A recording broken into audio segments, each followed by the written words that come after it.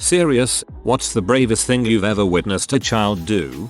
I did not personally witness this, but my wife did. I don't know that it's technically brave, but it is a shining example of clear-headedness and lack of panic. A few months ago, my wife had just loaded the 5 little kids up at grandma's house and was driving them home in our Pathfinder. Just as they were getting onto the interstate entrance ramp, my 18-month-old daughter started choking. She had a Dum Dum type lollipop from grandma, a candy she had eaten many times without incident, and it had come off the stick and lodged in her throat. My wife, a trained, seasoned IQ nurse who has run many a code blue situation, panicked as there was traffic behind her and no shoulder to pull off the road for a good half mile. My 9-year-old in the back seat of the car realized what was going on. He calmly unbuckled himself, leaned over the seat, made a fist, and drove it into my daughter's solar plexus. Pop, out came the offending lollipop, and while tears obviously followed, all was well. The boy may have quite literally saved her life. The crazy thing is, I don't even know where he learned how to do that. He knew about the traditional Heimlich maneuver, but all I can figure is that he, an avid fan of all sorts of YouTube videos, plus some Discovery stuff, came across it at some point and retained the information. He was utterly nonchalant about it, too, like saving lives was no big thing for him. I can't believe your 9-year-old acted so calm and collected. He's definitely a smart cookie. My brother's been working for my dad since he was a kid. One day when my brother was 12 or 13, my dad had to run some errands somewhere and left another kid who was like 16 or 17 in charge. Somehow, my brother ended up chopping his middle finger off with a woodcutter. The older kid lost it and started hyperventilating when he saw my brother's finger hanging by a thread, but my brother just found a phone and called 911 himself. He ended up in the hospital for a week after they sewed it back on and reattached the nerves. I don't know if he was in shock or what, but he stayed totally calm throughout the whole ordeal. Your brother is a badass. I'm glad it all worked out.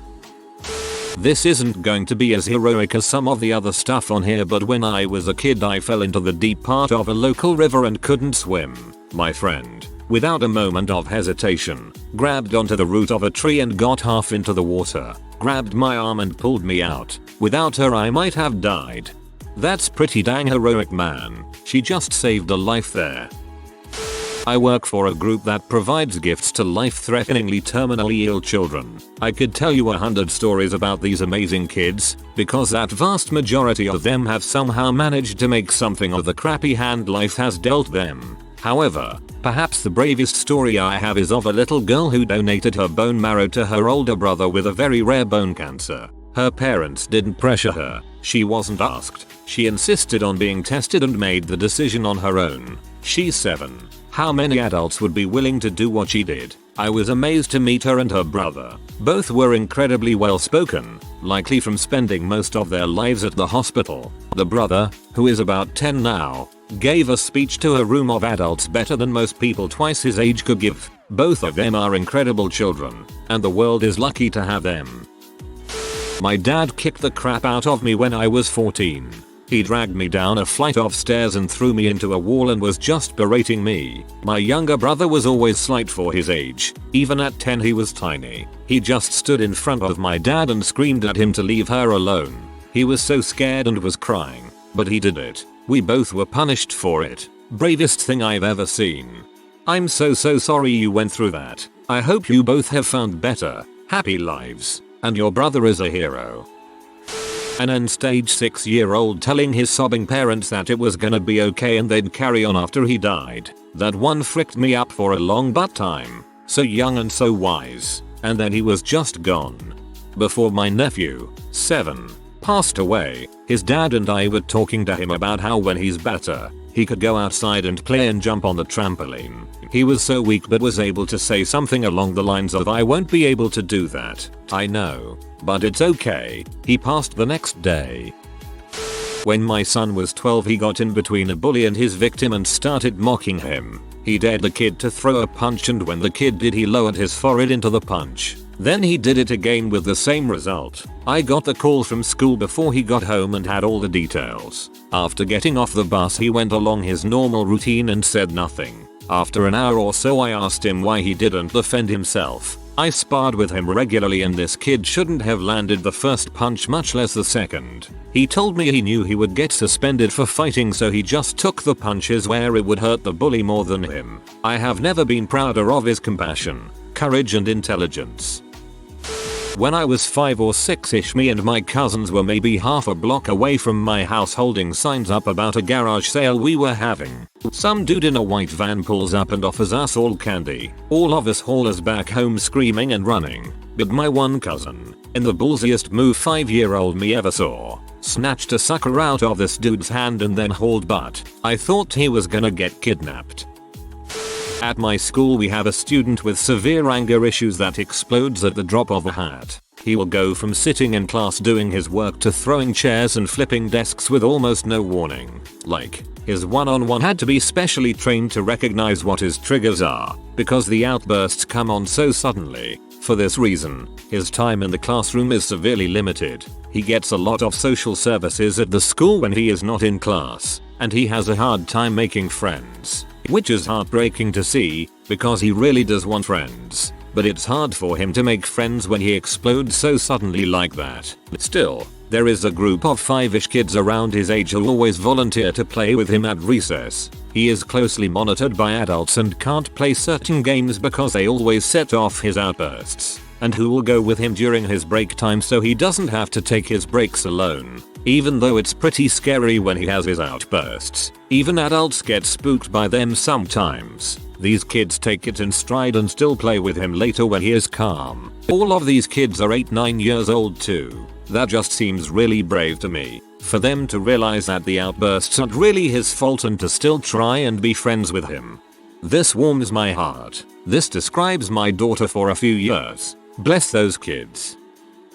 Back when I was a medical intern in pediatric emergency room, one weekend, we were packed with kids with gunshot wounds and 2nd-3rd degree burns. What had happened was that there was a birthday party for one of the kids, who happened to be the son of a cartel boss. Kids are having fun, adults are chatting, and, all of a sudden, a convoy of enemy cartels start shooting up the place. A stray bullet hits a gas tank in the kitchen and it explodes. And then BSP. Few dead kids and adults, a lot more injured. Kids crying because they're hurt and scared. Amongst the chaos, this one kid, chubby little 8-year-old, just sitting down on a hospital bed without a shirt. When the tank exploded, his dad got on top of him to protect him. His dad was in ICU for severe tracheal burns and this kid was in pediatrica because he had 2nd and 3rd degree burns on his back, neck and right arm, and then BSP. I went up to him and told him I needed to clean him up and wash some of the dead skin off his back, and it was going to hurt a lot. He looked at me and said, with a serious face, "Alright, let's do it then." I told him I was going to scrub his back and it was going to sting. He just said, "Yeah, that's okay." I was suspecting it was the shock settling in, so I started to have a conversation with him. That's how I learned what had happened to his dad. He didn't complain a single time nor dropped any tears. He took it like a champ, and then BSP. After I was done patching him up, I asked him, "Are you sure you're okay?" and he answered, "I'm still alive, aren't I?" Left me speechless. I still think about him every once in a while. Whoa, that's not just brave, but so dignified. I didn't witness this, but my son's teacher told us. One kid was bullying another kid who is autistic. My 9-year-old son got up from his desk, crossed the room, yelled at the bully, and forced him to apologize to the autistic kid. My proudest moment as a parent so far. Better than what I did as a kid. Autistic kid was being bullied and I stepped in and shoulder bashed the bully out of the classroom and punched him in the face. Probably best to deal with it without the violence. When our daughter was 3 years old, she found a massive spider in the living room. She didn't like it, so she stepped on it with her bare feet. Didn't even flinch. While not overly brave as there was no real danger, my 5-year-old has definitely charged people who were tickling his brothers as a protective instinct while yelling, "Don't touch my brothers." Other than that, he also alerted everyone to a scorpion in the kitchen, instructed the youngest to get an adult while he stood guard and kept everyone back, insisting that it was dangerous and to avoid its stinger. He watches a lot of Discovery Channel and animal documentaries.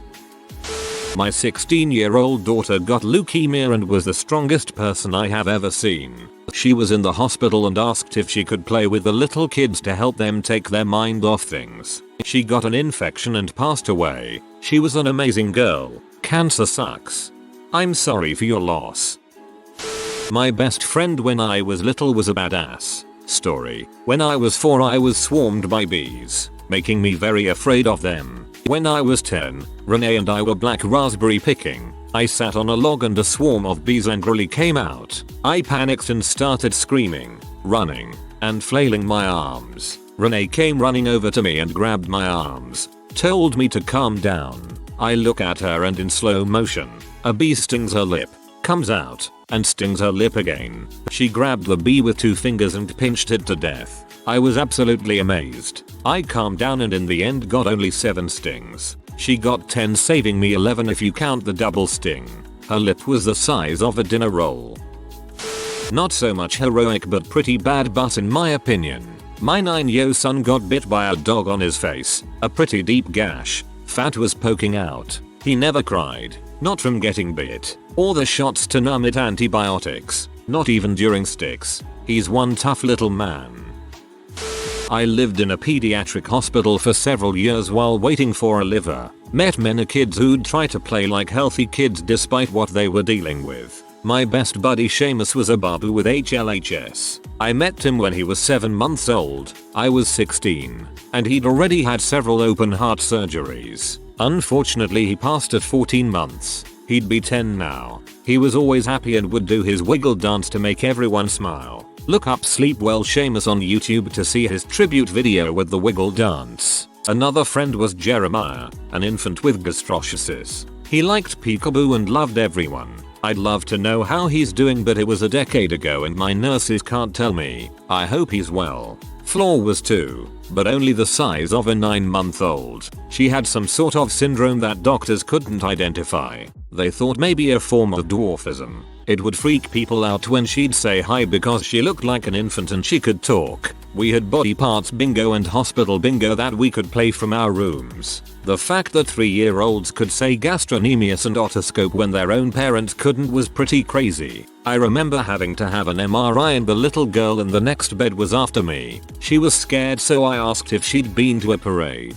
She had. So I told her it'd be noisy like when the fire trucks drive by and all the drums from the marching bands. She was a lot less afraid after that and her mom thanked me. Nobody likes MRIs, from adults to little kids. I met a little girl with cystic fibrosis. I told her how I'd learned about it in anatomy class and she was excited that I knew what it was. She was about 5-6. I often wonder how they're all doing today. I'm still in contact with some of my nurses, but obviously they can't tell me anything because of patient confidentiality. Update. Apparently this was shared on Knowable and reached Seamus' mom, who I'm still friends with. She was at my wedding too. She was very touched and glad to know that Seamus' memory lives on. I worked at the ropes course at a summer camp some years ago. One day I was running the zip line. My co-workers checked the kids' safety gear, clipped them in, and sent them up to me on the platform. Once they got on the platform with me, I switched their safety gear, calmed them down if they needed it, and then, when they were ready, unhooked the final extra safety line and let them zip. One day a girl I knew, she was on my bus route, came to the tower when I was working. She, like many of the other kids, looked very scared. As I went through my routine of changing the safety lines, explaining what I was doing and how it kept her safe, I asked her how she felt. I will never forget her answer. I feel like when I was in the hospital. That was not the answer I was expecting. I didn't see how, in this beautiful outdoor place, with a breeze and an amazing view, she could feel like she was in a hospital. So I asked her why. She told me that when she was younger, she'd been really sick with leukemia. The doctors and her parents thought she might die. She was scared then. She was scared now. That's how being on the zipline tower made her feel like when she was in the hospital. I have to admit, I was shocked. I'd met her mother and siblings, and suddenly knowing a little bit of what they'd been through was astounding. I was so glad she'd made it and was up there on the tower with me. I took some time with her. I acknowledged how terrifying her hospital experience must have been. I then did one of my tricks where I got her attention off the fact that she was on a high tower by pointing out exciting rocks, trees, and landmarks on the opposite mountain top. Once her breathing was normal, I went over all the safety measures in place, what she'd experienced once she jumped off the zipline, and how there was no way she would die. It was scary. I told her I was afraid to jump off my first time, but it was fun. Like always, I gave her a choice. If she didn't want to go down the zipline, I could send her back down the tower she'd climbed up, but she was ready. She faced her fear and leapt off that tower. I was so proud. I also gave her mom an extra hug and told her how brave her kid had been when I dropped her off that afternoon. TLDR. 8-year-old girl was equally afraid of jumping off zipline tower as she had been of dying of cancer. She came close, but she jumped anyway. My stepdaughters are pretty metal. Youngest was riding her bike at the age of about 6 down a steep hill when the chain came off and she obeyed Newton's law of inertia right into a garage door at the bottom of the hill, knocked out 4 of her front teeth, and had to go to the ER to make sure she wasn't hurt worse. There was blood everywhere. I got there after she'd been there about 15 minutes already. I wasn't at home at the time and had to come across town. I walk in, and this conversation occurred. Me: "Hey, kiddo, how you feeling?" Her: "Not so great, slice of pie. You know how when you lose teeth, the tooth fairy comes and gives you money?" Me: "You're wondering where this is going." Her: "Am I getting paid for this?" Middle stepdaughter was the only conscious one in a car accident with her mom and both sisters. She thought her mom and her older sister were both dead and stood there at the roadside, flagged down the rescuers and gave them all the needed info on who they were, where they were going, where they were meeting her dad for his visitation, and how to reach him. She only came apart when she was told that her mom was still alive. There are a few more examples. They are great kids, but those are the 2 that stick in my head. UHH. Was the elder sister alive? I love Halloween. My dad liked to go all out for it. Giant whole front yard spiderweb, smoke, strobe lights, the works. Well, one year I wanted to stay on the porch with him instead of trick or treating.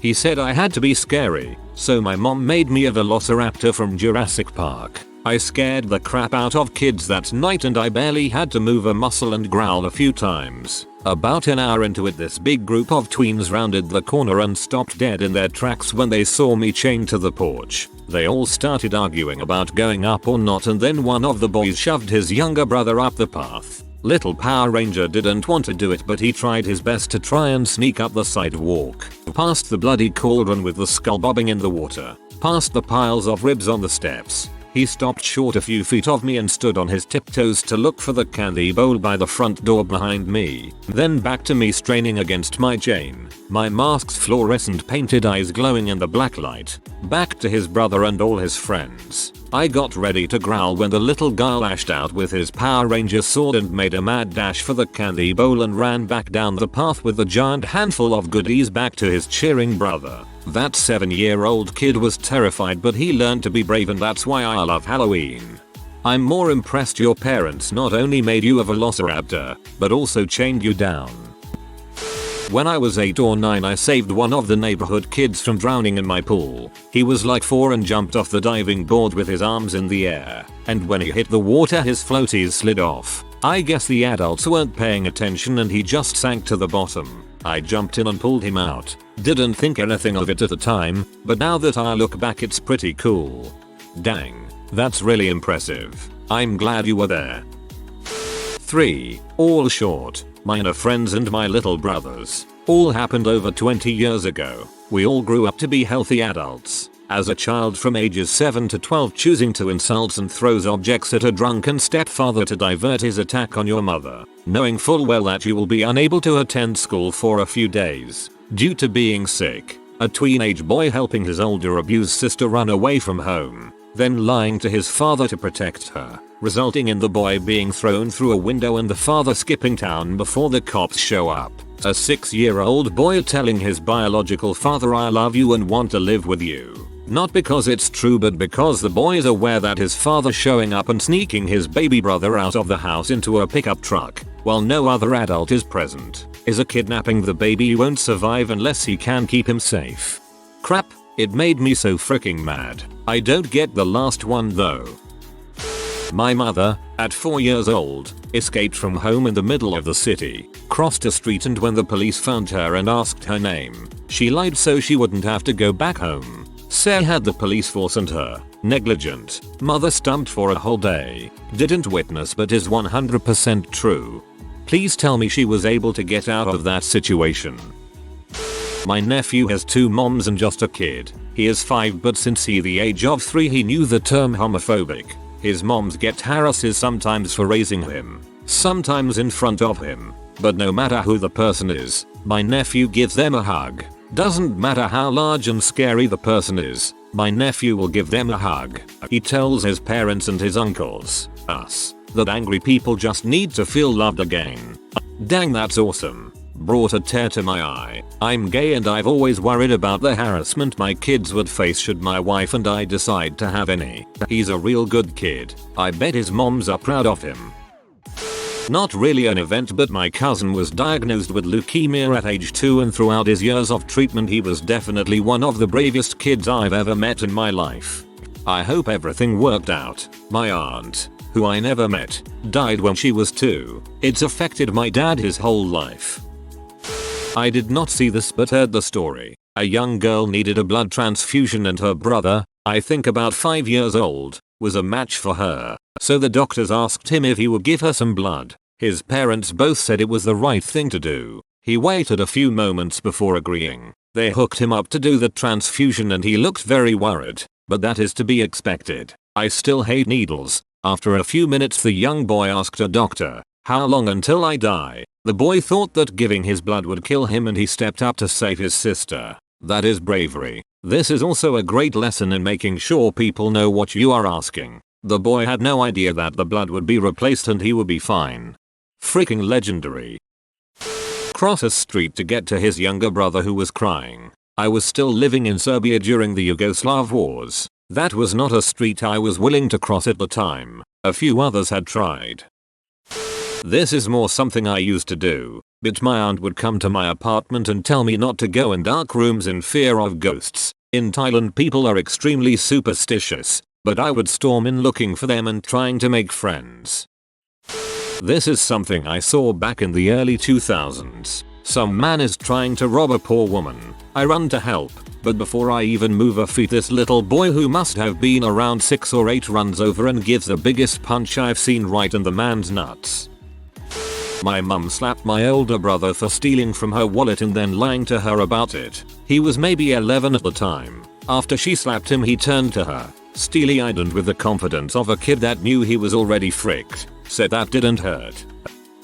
When I was 8 I was playing hula hoop in my front yard with my neighbor Megan. An old brown Chevy pulled up and tried to lure us over to his passenger side window. He used the cliche, "I have candies, would you like to come for a ride?" Megan and I looked at each other. We both knew something wasn't right about the situation. He started to get out of his car and walked towards me. Megan bolted for the house screaming bloody murder while I stood in a panic. Her mom came out as the guy approached me and confronted him. The guy claimed his excuse was he was making sure that none of the neighbor kids would talk to strangers, and drove off in a hurry. Had Megan not ran to her mom I might have been a kid on a milk carton. I'm still trying to find her to this day. This was on Chance Street in Fresno, California around 1996. If you're out there Megan, thank you.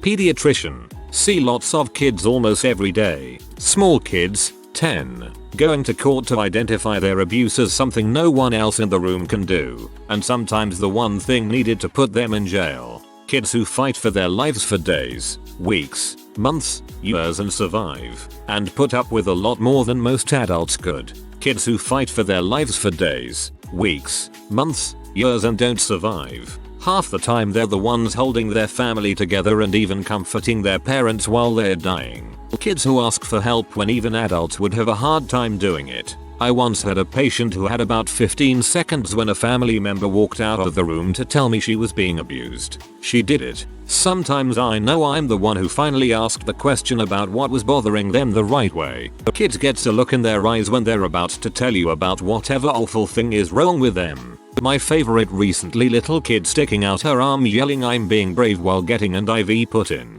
and sobbing at the same time.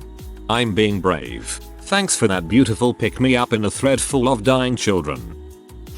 If you are new to the channel, you can subscribe. I publish new videos every day. Until then, check another video.